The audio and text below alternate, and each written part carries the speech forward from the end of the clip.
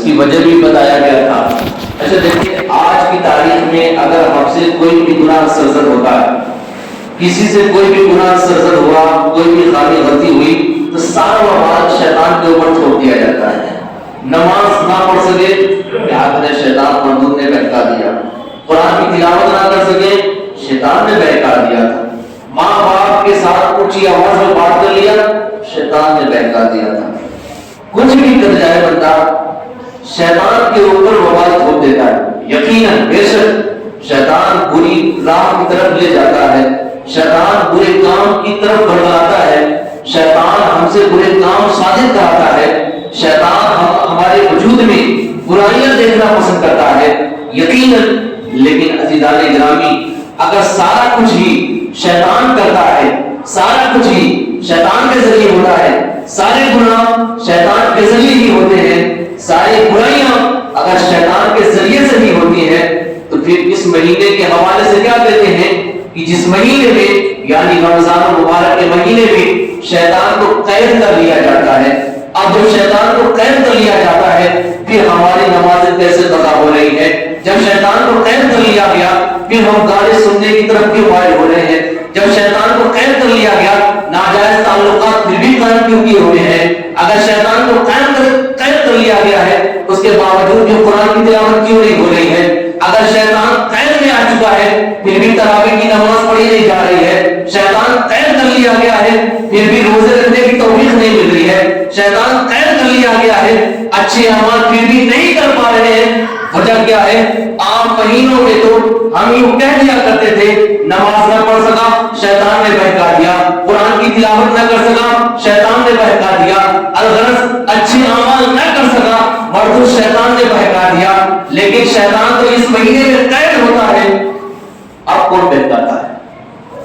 جب 11 مہینے ہمارا یہی نعرہ رہا کہ شیطان بہکا دیتا ہے، یقیناً بہکاتا ہے، اس کے بہکاوے سے اچھا کام نہیں کر سکے، برائیاں سرزد ہم سے ہوئی، لیکن جب اس مہینے میں شیطان قید کر لیا جاتا ہے، دوزخ میں تالے لگا لیے جاتے ہیں، رحمت کے دروازے کھول دیے جاتے ہیں، اس کے باوجود بھی ہم سے گناہ سرزد کیوں ہوتے ہیں؟ نماز کی پابندیاں اس کے باوجود بھی مکمل طور سے نہیں ہوتی، قرآن کی تلاوت کا جذبہ مزید ہمارے وجود میں نہیں آتا، وجہ کیا ہے؟ آخر ماجرا کیا ہے؟ تو عزیزان گرامی، آئے جس چیز نے شیطان کو بھی شیطان بنایا، وہ سب سے خطرناک چیز ہے، وہ ہے کیا؟ ابھی شیطان نام کا وجود نہیں تھا، ابلیس کیا تھا؟ ابلیس نام کا وجود نہیں تھا۔ جب اللہ رب العزت نے جناب آدم علیہ السلام کے لیے حکم فرمایا کہ تمام فرشتے جناب آدم علیہ السلام کو تعظیم والا سجدہ کریں، تو تمام فرشتوں نے سجدہ کیا۔ ابھی اس وقت شیطان نام کا تصور بھی نہیں تھا، کوئی شیطان نہیں تھا، اس کا نام تو عزازیل تھا، جس نے سال رب تعالیٰ کی عبادت کی، جنت کا خزانچہ رہا، معلم ملائکہ رہا، بڑے عہدے پر فائز تھا۔ لیکن عزیزان گرامی، اس عزازیل کو کس چیز نے ابلیس بنایا؟ اس عزازیل کو کس چیز نے مردود اور شیطان بنایا؟ اس عزازیل کو کس چیز نے جنت کی بلندیوں سے نکال کر دوزخ کی کھائی میں گرا دیا؟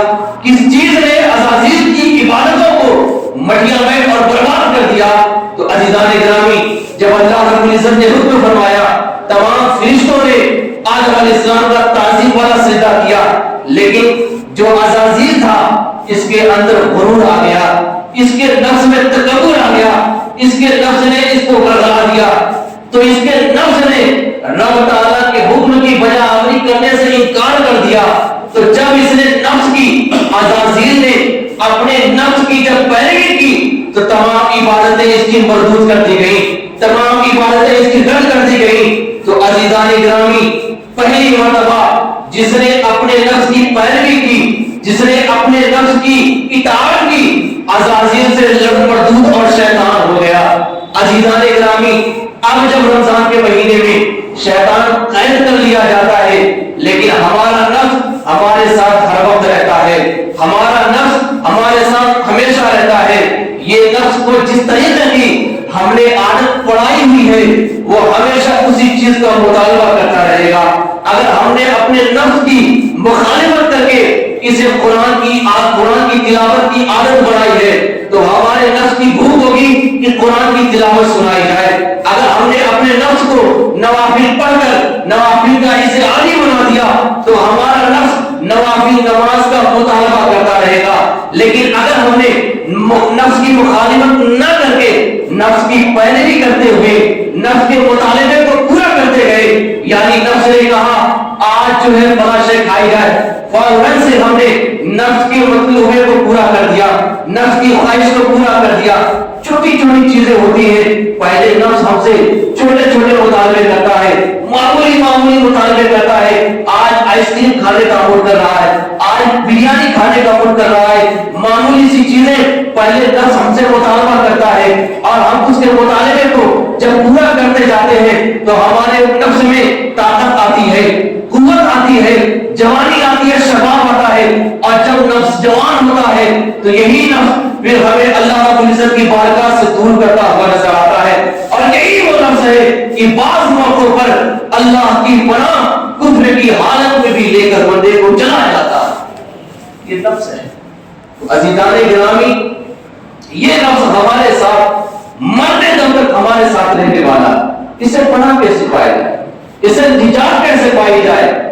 تو عزیزان گرامی، اللہ رب العزت کی رضا کے لیے آپ روزہ رکھیں، ہر روزہ رکھیں. آپ کو بتایا تھا 3 مرتبہ نفس کو آگ میں جلایا گیا، اس ظالم کی عقل اور غرور نہیں گیا، لیکن جب اس کو بھوکا رکھا گیا اس کی عقل ختم ہونے لگی. اور دیکھیں روزہ جو ہے ہم رکھتے ہیں، روزہ رکھنے کا اس کی حکمت کیا ہے کہ ہم کو بھوکا رکھا جا رہا ہے. آپ دیکھیں ایک ماں جو ہے ہم سے 70 ماں، ایک ماں ہم سے کتنی محبت کرتی ہے، کتنا پیار کرتی ہے.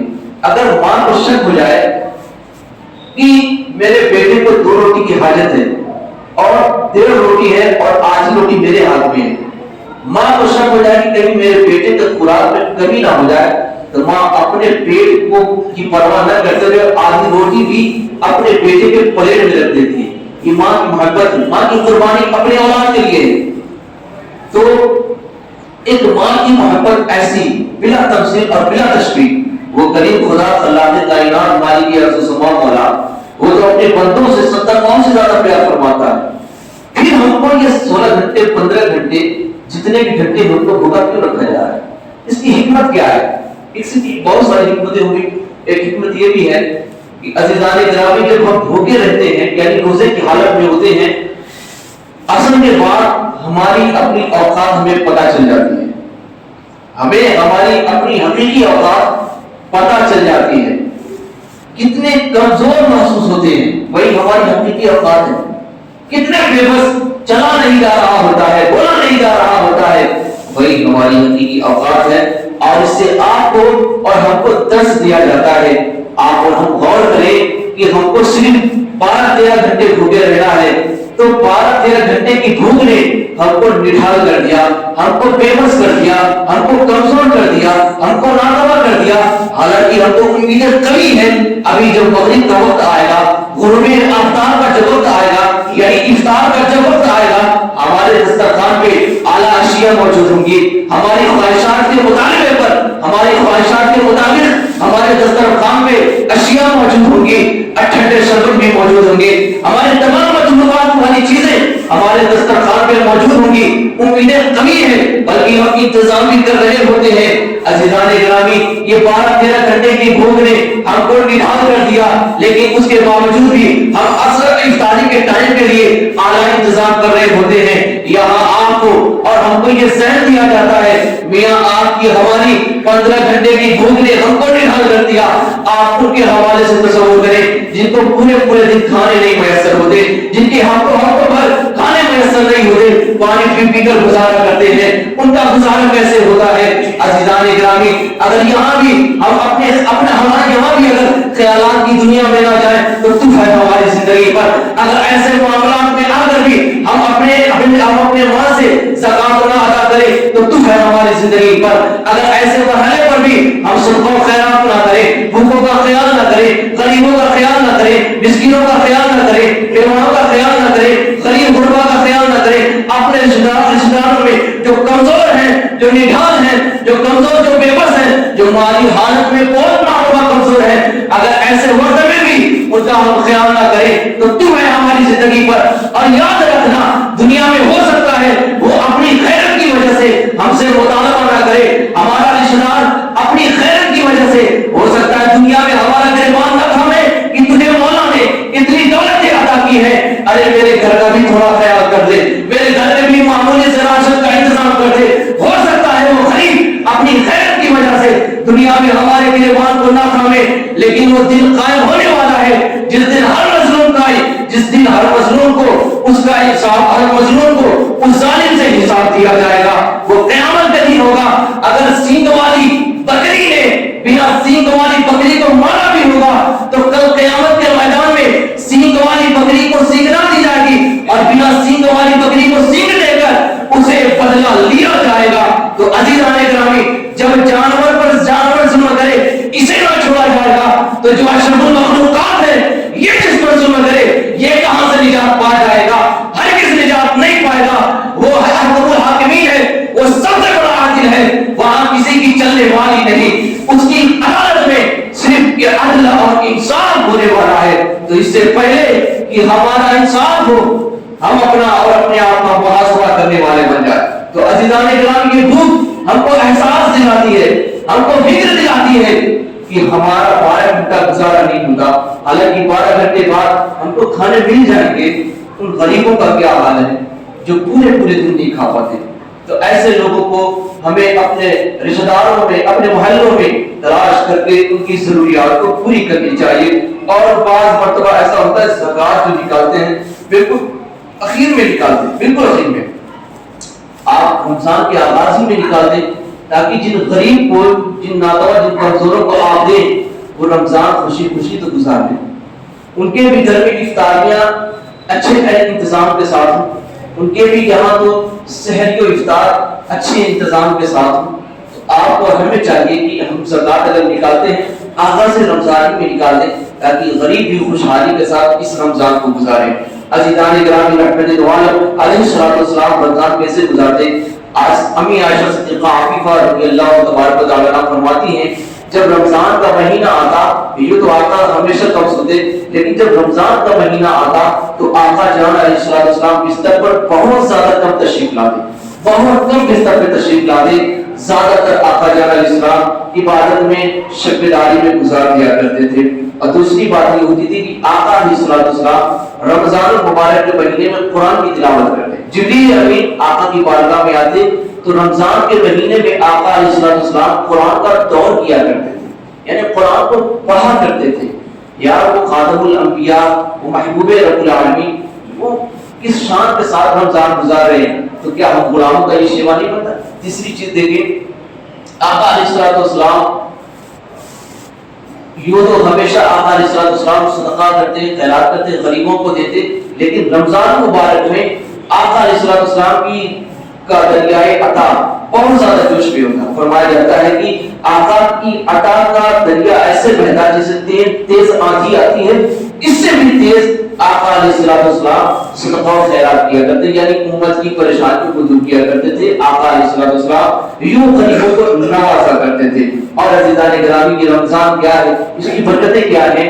عزیزان گرامی آقا فرماتے ہیں کہ رمضان مبارک میں افطار کے وقت، ابھی افطار کا وقت آنے والا، افطار کے وقت، روزانہ افطار کے وقت 10 لاکھ گنہگاروں کو اللہ تعالیٰ بخش دیتا ہے. سبحان اللہ، 10 لاکھ گنہگاروں کو روزانہ افطار کو اللہ تعالیٰ بخش دیتا ہے. اور رمضان مبارک میں جمعہ کا دن جب آتا ہے تو جمعہ کے دن ہر لمحے، ہر ساعت میں اللہ رب العزت اپنے فضل سے 10 لاکھ گنہگاروں کو بخش دیتا ہے. سبحان اللہ. اور جب رمضان مبارک کی آخری تاریخ آتی ہے، آخری جس کو ہم چاند رات کہتے ہیں، تو پورے رمضان میں جتنے لوگ بخشے گئے ان تمام کا ملا کر اس چاند رات والی تاریخ میں اتنے کی اور بخشش کر دی جاتی ہے. سبحان اللہ. تو یہ بخشش اور مغفرت. اور دیکھیں آقا علیہ السلام اپنے منبر پر تشریف لے جا رہے تھے، آپ پہلے سینے پہ جلوہ فکر ہوئے، آقا نے فرمایا آمین. دوسرے سینے پہ بھی آقا نے فرمایا آمین. تیسرے سینے پہ بھی آقا نے فرمایا آمین. جب یہ معاملہ صحابہ نے دیکھا، صحابہ عرض کرتے ہیں یا رسول اللہ، پہلے سینے پہ گئے آپ نے آمین کہا، دوسرے تیسرے پر گئے آپ نے آمین کہا، یا رسول اللہ کوئی ہم کو دعا سنائی نہیں دی، آپ کے آمین کہنے کا معاملہ کیا ہے؟ آقا بیان فرما دے۔ آقا علیہ الصلوۃ والسلام نے فرمایا جب میں پہلے سینے پہ چڑھا تو جبریل امین میرے پاس آئے اور دعا کرتے ہیں یا رسول اللہ آپ کی امت میں جو رمضان المبارک کا مہینہ پائے اور اس مہینے میں اپنی بخشش نہ کرا پائے تو وہ ہلاک اور برباد ہو جائے۔ تو جبریل امین نے اس کی ہلاکت اور بربادی کی دعا کری اور ان کی دعا پر رحمت للعالمین نے آمین فرمایا ہے۔ ارے دعا کرنے والا سید الملائکہ اور آمین کہنے والے سید الانبیاء ہیں، وہ دعا ہر حال میں مقبول ہی ہے۔ عزیزان گرامی، اگر آپ اور ہم رمضان کے مہینے میں اپنے اعمال کی وجہ سے اپنی بخشش نہ کرا پائے تو ہمارے لیے ہلاکت کی دعا ہے۔ دوسری آمین کے بارے میں فرماتے ہیں آقا دوسرے سینے پہ چڑھا تو جبریل نے دعا کری کہ اس کے لیے ہلاکت ہو جو اپنے والدین کو پائے اور اپنی خدمت کر کے جنت میں اپنا ٹھکانہ نہ بنا پائے، اس کے لیے بھی ہلاکت ہو۔ اس دعا پر بھی آقا نے آمین فرمایا۔ اور تیسری دعا آمین کے بارے میں فرماتے ہیں آقا کہ جب تیسرے سینے پہ چڑھا جبریل نے دعا کی یا رسول اللہ جو آپ کا نام سنے آپ پر درود نہ پڑے اس کے لیے بھی ہلاکت ہو، بربادی ہو۔ رمضان مبارک کے مہینے میں جو ایک گناہ کرتا ہے اس کے ایک سال کے اعمال برباد کر دیے جاتے ہیں۔ اللہ رب العزت رمضان مبارک میں ہمیں محض اپنی رضا والے کام کرنے، اعمال حسن کرنے اور تمام چھوٹے بڑے گناہوں سے بچنے کی توفیق عطا فرمائے۔ آج یا آج سے پہلے میری زبان و فعل سے کوئی بھی کفریہ کلمات اور فعل آپ سب کو بڑا کے سچی توبہ کرتا ہوں، میرا دل کی توبہ قبول فرمائے۔ آپ سب بھی بڑے استغفر اللہ ربی من کل ذنب و اتوب الیہ۔ کلمہ طیبہ